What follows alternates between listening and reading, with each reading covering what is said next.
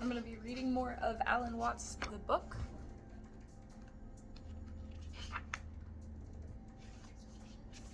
1. Inside Transformation. Just what should a young man or woman know in order to be in the know? Is there, in other words, some inside information, some special taboo, some real lowdown on life and existence that most parents and teachers either don't know or won't tell? In Japan, it was once customary to give young people about to be married a pillow book. This was a small volume of woodblock prints, often colored, showing all the details of sexual intercourse. It wasn't just that, as the Chinese say. One picture is worth 10,000 words. It was also that it spared parents the embarrassment of explaining these intimate matters face to face. But today in the West, you can get such information at any newsstand. Sex is no longer a serious taboo. Teenagers sometimes know more about it than adults. But if sex is no longer the big taboo, what is? For there is always something taboo, something repressed, unadmitted, or just glimpsed quickly out of the corner of one's eye because a direct look is too unsettling. Taboos lie within taboos, like the skins of an onion. What then would be the book which fathers might slip to their sons and mothers to their daughters without ever admitting it openly? In some circles, there is a strong taboo on religion. Even in circles where people go to church or read the Bible, here, religion is one's own private business. It is a bad form or uncool to talk or argue about it, and very bad indeed to make a big show of piety. Yet when you get in on the inside of almost any standard brand religion, you wonder what on earth the hush was about. Surely the book I have in mind wouldn't be the Bible, the good book, the fascinating anthology of ancient wisdom, history, and fable which has for so long been treated as a sacred cow that it might well be locked up for a century or two so that men could hear it again with clean ears. There are indeed secrets in the Bible, and some very subversive ones, and they are all so muffled up in complications, in archaic symbols and ways of thinking that Christianity has become incredibly difficult to explain to a modern person. That is unless you are content to water it down to being good and trying to imitate Jesus, but no one ever explains just how to do that. To do it, you must have a particular power from God known as grace. But all that we really don't know about grace is that some get it and some don't. The standard brand religions, whether Jewish, Christian, Mohammedan, Hindu, or Buddhist, are as now practiced like exhausted mines, very hard to dig. With some exceptions, not too easily found, their ideas about man and the world, their imagery, their rights, and their notions of the good life don't seem to fit in with the universe as we now know it, or with the human world that is changing so rapidly that much of what one learns in school is already obsolete on graduation day. The book I am thinking about would not be religious in the usual sense, but it would have to discuss many things in which religions have been concerned: the universe and man's place in it, the mysterious center of experience which we call I, myself, the problems of life and love and pain and death, and the whole question of whether existence has meaning in any sense of the word. For there is a growing apprehension that existence is a rat race in a trap. Living organisms, including people, are merely tubes, but which put things in at one end and let them out at the other, which both keeps them doing it and in the long run wears them out. So to keep the farce going, the tubes find ways of making new tubes, which also put things in at one end and let them out at the other. At the input end, they even develop ganglia of nerves called brains with eyes and ears so that they can more easily scrounge around for things to swallow. As and when they get enough to eat, they use up their surplus energy by wiggling in complicated patterns, making all sorts of noise by blowing air in and out of the input hole, and gathering together in groups to fight with other groups. In time, the tubes grow such an abundance of attached appliances that they are hardly recognizable as mere tubes, and they manage to do this in a staggering variety of forms. There is a vague rule not to eat the tubes of your own form, but in general there is serious competition as to who is going to be the top type of tube. All this seems marvelously futile, and yet when you begin to think about it, it begins to be more marvelous than futile. Indeed, it seems extremely odd. It is a special kind of enlightenment to have this feeling that the way things normally are, is odd, uncanny, and highly improbable. G.K. Chesterton once said that it is one thing to be amazed at a gorgon or a griffin, creatures which do not exist, but is quite another and much higher thing to be amazed at a rhinoceros or a giraffe, creatures which do exist and look as if they don't. This feeling of universal oddity includes a basic wondering about the sense of things. Why, of all possible worlds, this colossal and apparently unnecessary multitude of galaxies in a mysteriously curved space-time continuum, these myriads of differing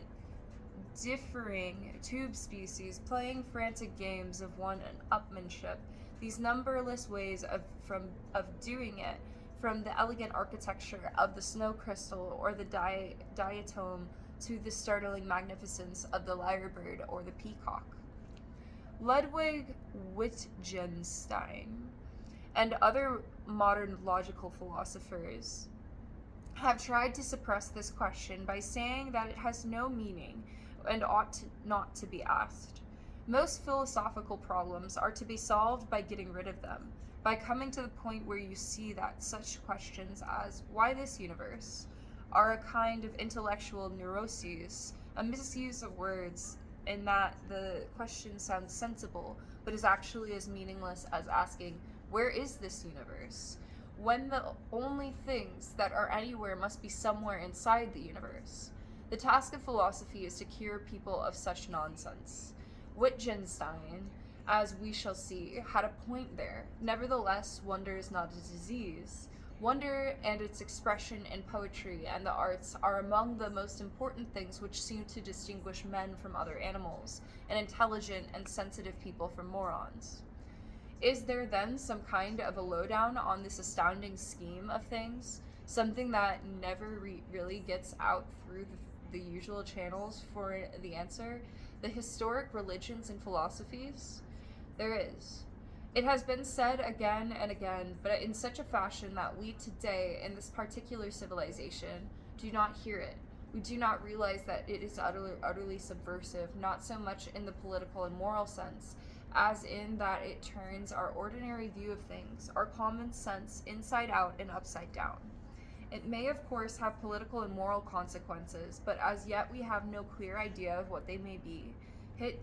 Hitherto, this inner revolution of the mind has been confined to rather isolated individuals. It has never, to my knowledge, been widely characteristic of communities or societies. It has often been thought too dangerous for that, hence the taboo. But the world is in an extremely dangerous situation, and serious diseases often require the risk of a dangerous cure, like the Pasteur serum for rabies. It is not that we may simply blow up the planet with nuclear bombs, strangle ourselves with overpopulation, destroy our natural resources through poor conservation, or ruin the soil and its products with improperly understood chemicals and pesticides. Beyond all these is the possibility that civilization may be a huge technological success, but through methods that most people will find baffling, frightening, and disorientating, because for one reason alone, the methods will keep changing. It may be like playing a game in which these rules are constantly changed without ever being made clear. A game from which one cannot withdraw without suicide, and which one can never return to an older form of the game. But the problem of man and technics is almost always stated in the wrong way. It is said that humanity has evolved one-sidedly, growing in technical power without any comparable growth in moral integrity, or as some would prefer to say, without comparable progress in education and rational thinking. Yet the problem is more basic. The root of the matter is the way in which we feel and conceive ourselves as human beings. Our sensation of being alive, an individual existence and identity. We suffer from a hallucination, from a false and distorted sensation of our own existence as living organisms. Most of us have the sensation that I myself is a separate center of feeling and action, living inside and bounded by the physical body, a center which confronts an external world of people and things, making contact through the senses with a universe both alien and strange. Everyday figures of speech reflect this illusion. I came into this world. You must face reality, the conquest of nature. This feeling of being lonely and very temporary visitors in the universe is in flat contradiction to everything known about man and all other living organisms in the sciences. We do not come into this world, we come out of it. As leaves from a tree, as the ocean waves, the universe peoples. Every individual is an expression of the whole realm of nature, a unique action of the total universe. This fact is rarely, if ever, experienced by most individuals. Even those who know it to be true in theory do not sense or feel it, but continue to be aware of themselves as isolated egos inside bags of skin. The first result of this illusion is that our attitude to the world outside us is largely hostile. We are forever conquering nature, space, mountains, deserts, bacteria, and insects instead of learning to cooperate with them in harmonious order. In America, the great symbols of this conquest are the bulldozer and the rocket, the instruments that batter the hills into flat tracks for little boxes made of ticky-tacky, and the great phallic projectile that blasts the sky. Nonetheless, we have fine architects who know how to fit houses into hills without ruining the landscape, and astronomers who know that the Earth is already way out in space and that our first need for exploring other worlds is sensitive electronic instruments which, like our eyes, will bring the most distant objects into our own brains. The hostile attitude of conquering nature ignores the basic interdependence of all things and events. That the world beyond the skin is actually an extension of our own bodies and will end in destroying the very environment from which we emerge and upon which our whole life depends. I do not believe that anything really worthwhile will come out of the exploration of the slag heap that constitutes the surface of the moon.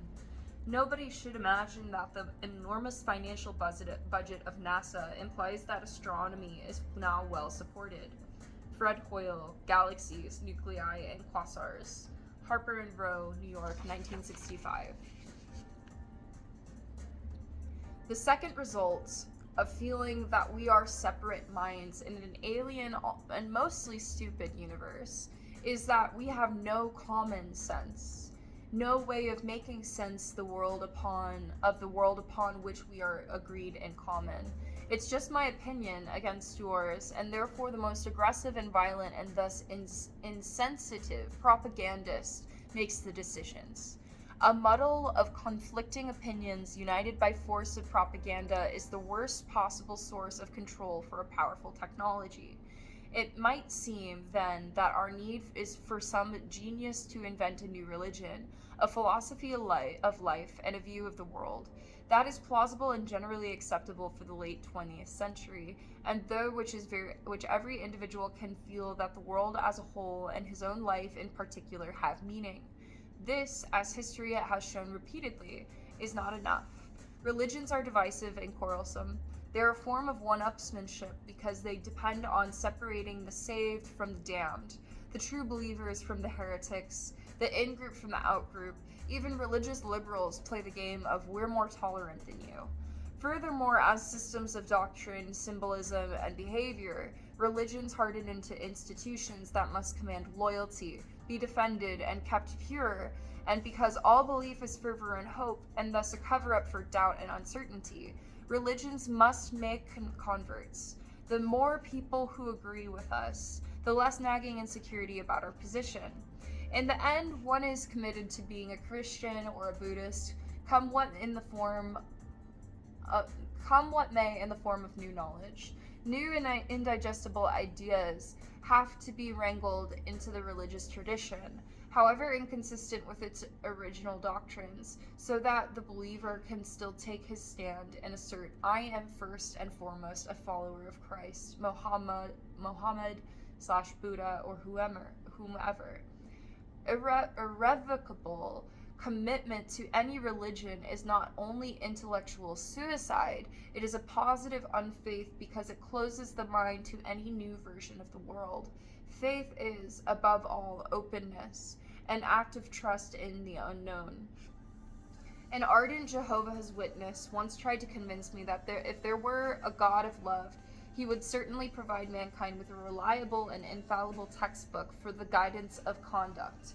I replied that no considerate God would destroy the human mind by making it so rigid and unadaptable as to depend upon one book, the Bible, for all the answers. For the use of words, and thus of a book, it is to point beyond themselves to a world of life, an experience that is not mere words or even ideas. Just as money is not real, consumable wealth, books are not life. To idolize scriptures is like eating paper currency. Therefore, the book that I would like to slip into my children would itself be slippery. It would slip them into a new domain of not of ideas alone, but of experience and feeling. It would be a temporary medicine, not a diet, a point of departure, not a perpetual point of reference. They would read it and be done with it.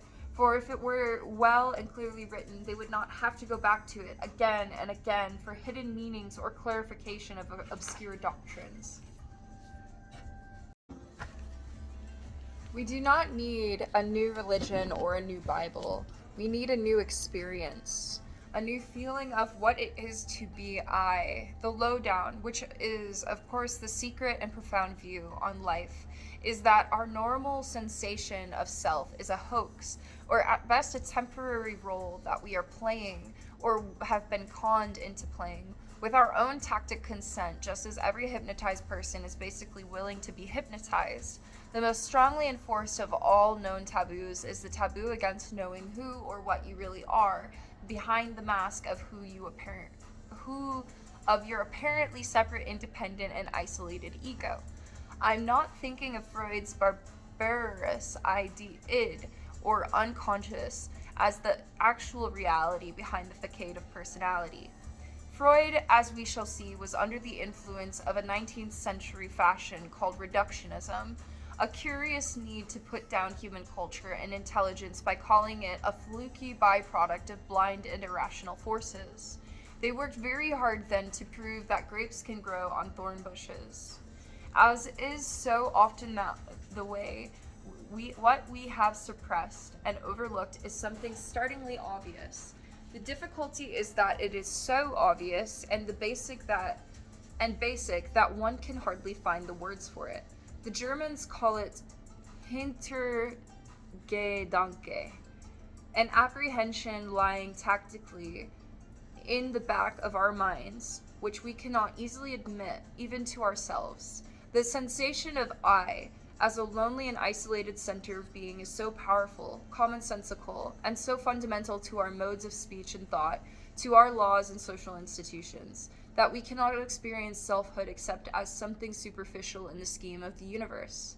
I seem to be a brief light that flashes but once in all the eons of time, a rare, complicated, and all too delicate organism on the fringe of biological evolution, where the wave of life bursts into individual, sparkling, and multicolored drops that gleam for a moment only to vanish forever. Under such conditioning, it seems impossible and even absurd to realize that myself does not reside in the drop alone, but in the whole surge of energy which ranges from the galaxies to the nuclear fields in my body. At this level of existence, I am immeasurably old. My forms are infinite, and their comings and goings are simply the pulses or vibrations of a single and eternal flow of energy. The difficulty in realizing this to be is that conceptual thinking cannot grasp it.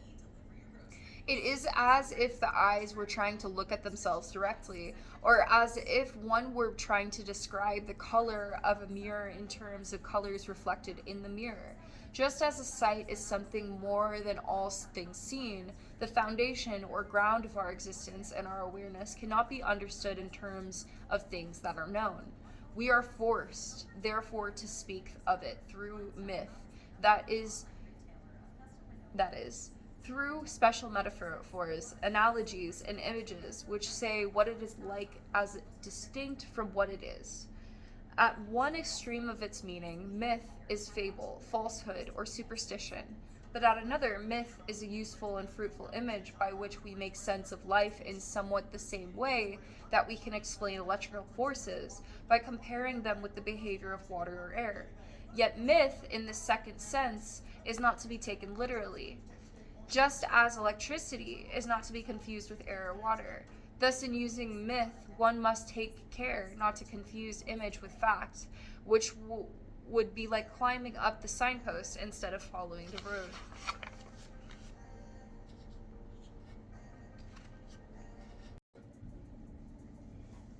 Myth, then, is the form in which I try to answer when children ask me those fundamental metaphysical questions which come so readily to their minds.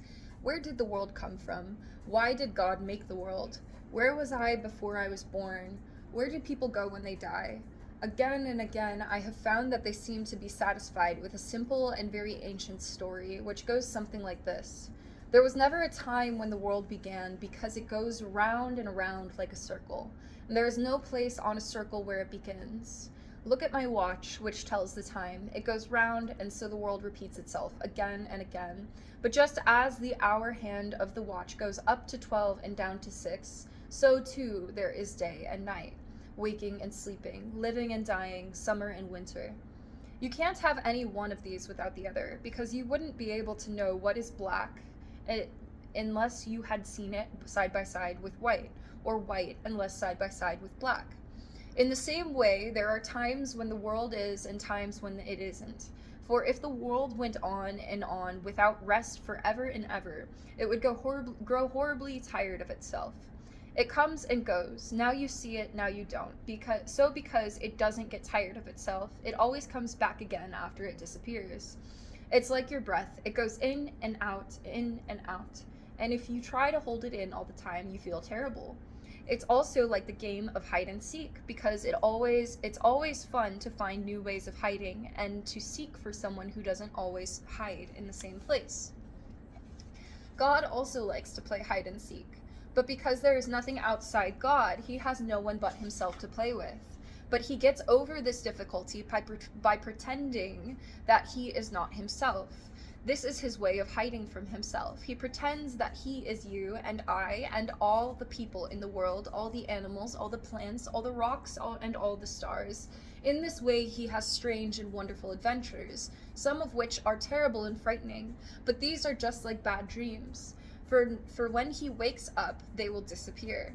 Now when God plays hide and pretends that he is you and I, he does it so well that it takes him a long time to remember where and how he hid himself. But that's the whole fun of it, just what he wanted to do. He doesn't want to find himself too quickly, for that would spoil the game. That is why it is so difficult for you and me to find out that we are God in disguise, pretending not to be himself. But when the game has gone on long enough, all of us will wake up, stop pretending, and remember that we are all one single self, the God who is all that there is and who lives forever and ever. Of course, you must remember that God isn't shaped like a person. People have skins, and there is always something outside our skins. If there weren't, we would know the difference between what is inside and outside our bodies. But God has no skin and no shape because there isn't any outside to him. With a sufficiently intelligent child, I illustrate this with a Mobius strip, a ring of paper twisted once in such a way that it has only one side and one edge. The inside and outside of God are the same, and though I have been talking about God as he and not she. God isn't a man or a woman. I didn't say it because we usually say it for things that aren't alive. God is the self of the world, but you can't see God for the same reason that without a mirror, you can't see your own eyes. And you certainly can't bite your own teeth or look inside your head. Your self is that cleverly hidden because it is God hiding. You may ask why God sometimes hides in the form of horrible people, or pretends to be people who suffer great disease and pain. Remember first that he isn't really doing this to anyone but himself. Remember too that in almost all the stories you enjoy, there have to be bad people as well as good people. For the thrill of the tale is to find out how the good people will get the better of the bad. It's the same when we play cards. At the beginning of the game, we shuffle them all into a mess, which is like the bad things in the world. But the point of the game is to put the mess into good or order. And the one who does it best is the winner. So then we shuffle the cards once more and play again, and so it goes with the world. This story, obviously mythical in form, is not given as a scientific description of the way things are, based on the analogies of games and the drama, and using that much worn out word, God, for the player. The story claims only to be like the way things are. I use it just as astronomers use the image of inflating a black balloon with white spots on it for the galaxies to explain the expanding universe. But to most children and many adults, the myth is at once intelligible, simple, and fascinating. By contrast, so many other mythical explanations of the world are crude, tortuous, and unintelligible. But many people think that believing in the unintelligible propositions and symbols of the religions is the test of true faith. I believe, said Tertullian of Christianity, because it is absurd. People who think for themselves do not accept ideas on this kind of authority. They don't feel commanded to believe in miracles or strange doctrines as Abraham felt commanded by God to sacrifice his son Isaac. As T. George Harris put it, the social hierarchies of the past, where some boss above you always punished any error, conditioned men to feel a chain of harsh authority reaching all the way up there. We don't feel this bond in today's egalitarian freedom. We don't even have, since Dr. Spock, many Jehovah-like fathers in the human family. So the average unconscious no longer learns to seek forgiveness from a wrathful God above. But he continues, our generation knows a cold hell, solitary confinement in this life, without a God to damn or save it. Until man figures out the trap and hunts, the ultimate ground of being, he has no reason at all for his existence. Empty, finite, he knows only that he will soon die. Since this life has no meaning and he sees no future life, he is not really a person but a victim of self-extinction. A discussion of the views of the theologian Paul Tillich in The Battle of the Bible. Look, volume XIX, number 15, July 27th, 1965. The ultimate ground of being is Paul Tillich's decontamination term for God, and would also do for the self of the world, as I put it in my story for children. But the secret which my story slips over to the child is that the ultimate ground of being is you. Not, of course, the everyday you, which the ground is assuming or pretending to be, but that inmost self which escapes introspection because it's always the inspector. And then it is the taboo of taboos. You're it.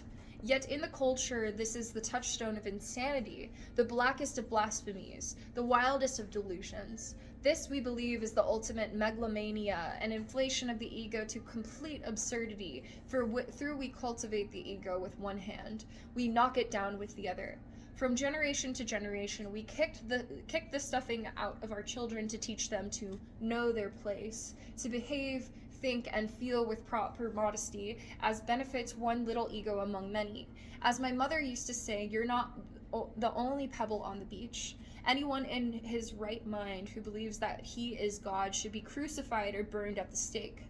Though now we take the more charitable view that no one in his right mind could believe such nonsense. Only a poor idiot could convince himself as the omnipotent ruler of the world and expect everyone else to fall down and worship. But this is because we think of God as the king of the universe, the absolute technocrat who personally and consciously controls every detail of his cosmos, and that is not the kind of God in my story. In fact, it isn't my story at all. For any student of the history of religions will know that it comes from ancient India and is the mythical way of explaining the Vedanta philosophy. Vedanta is the teaching of the Upanishads, a collection of dialogue, stories, and poems, some of which go back to at least 800 BC. Sophisticated Hindus do not think of God as a special and separate super person who rules the world from above like a monarch. Their God is underneath rather than above everything, and he or it plays the world from inside. One might say that if religion is the opium of the people, the Hindus have the inside dope. What is more, no Hindu can realize that he is God in disguise without seeing at the same time that this is true for everyone and everything else. In the Vedanta philosophy, nothing exists except God. There seem to be other things than God, but only because he is dreaming them up and making them his disguises to play hide and seek with himself. The universe of seemingly separate things is therefore real only for a while, not eternally real, for it comes and goes as the self hides and seeks itself. But Vedanta is much more than the idea or the belief that this is so. It is centrally above all the experience, the immediate knowledge of its being so, and for this reason, such as a complete subversion of our ordinary way of seeing things, it turns the world inside out and outside in. Likewise, a saying attributed to Jesus runs, "When you make the two one, and when you make the inner as the outer, and the outer as the inner, and the above as the below, then shall you enter the kingdom. I am the light that is above them all. I am the all. The all came forth from me, and the all attained to me. Cleave a piece of wood, and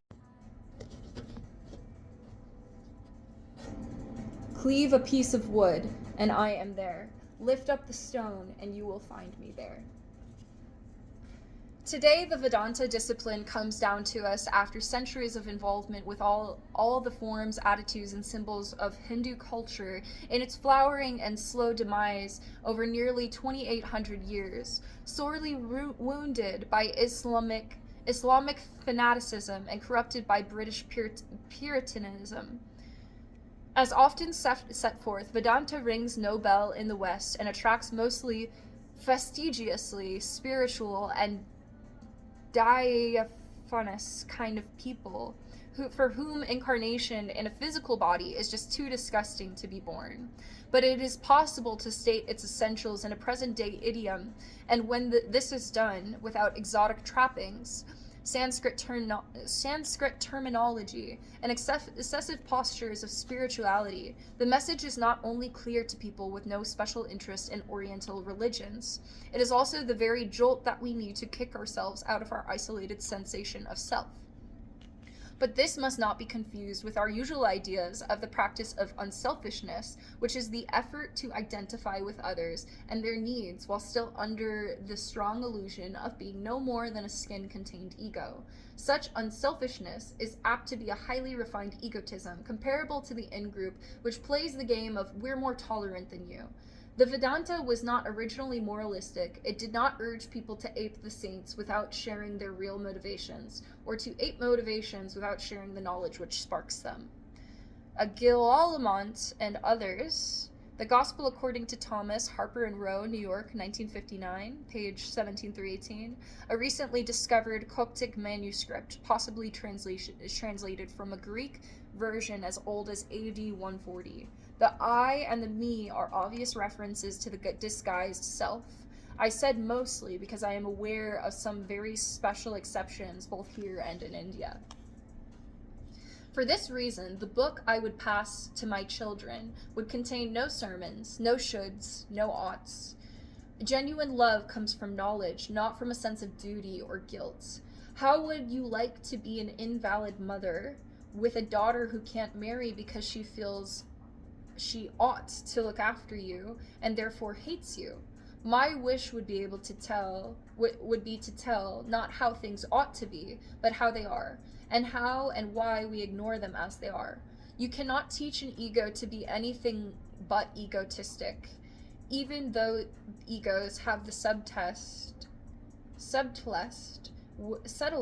ways of pretending to be reformed. The basic thing is therefore to dispel, by experiment and experience, the illusion of oneself as a separate ego. The consequences may not be behavior along the lines of conventional morality. It may well be, as the squares said of Jesus, "Look at him, a glutton and a drinker, a friend of tax gatherers and sinners." Furthermore, on seeing through the illusion of the ego, it is impossible to think of oneself as better than, or superior to, others for having done so. In every direction, there is just one self playing its myriad games of hide and seek. Birds are not better than the eggs from which they have broken. Indeed, it could be said that a bird is one egg's way of becoming other eggs. Egg is ego, and the bird is the liberated self. There is a Hindu myth of the self as a divine swan, which laid the egg from which the world was hatched. Thus, I am not even saying that you ought to break out of your shell. Sometime, somehow, you, the real you, the self, will do it anyhow, but it is not impossible that the play of the self will be to remain unawakened in most of its human disguises, and so bring the drama of life on earth, so its close in a vast explosion. Another Hindu myth says that as time goes on, life in the world gets worse and worse, until at last the destructive aspect of the self, the god Shiva, dances a terrible dance which consumes everything in fire. There follow, says the myth, 4,320,000 years of total peace, during which the self is just itself and does not play hide. And then the game begins again, starting off as a universe of perfect splendor, which begins to deteriorate only after 1,728,000 years. And every round of the game is so designed that the forces of darkness present themselves for only 1/3 of the time, enjoying at the end a brief but quite illusory triumph. Today we calculate the life of this planet alone in the much vaster periods, but of all ancient civilizations, the Hindus had the most imaginative vision of cosmic time. Yet remember, the story of the cycles of the world's appearance and disappearance is myth, not science, parable rather than prophecy. It is a way of illustrating the idea that the universe is like the game of hide and seek. If then I am not saying that you ought to awaken from the ego illusion and help save the world from disaster, why the book? Why not sit back and let things take their course? Simply that it is part of things taking their course that I write. As a human being, it is just my nature to enjoy and share philosophy. I do this in the same way that some birds are eagles, and some doves, some flowers lilies, and some roses. I realize too that the less I preach, and the more likely I am to be heard. Ow! Thanks for listening, guys. Alan Watts, The Book, Chapter 1.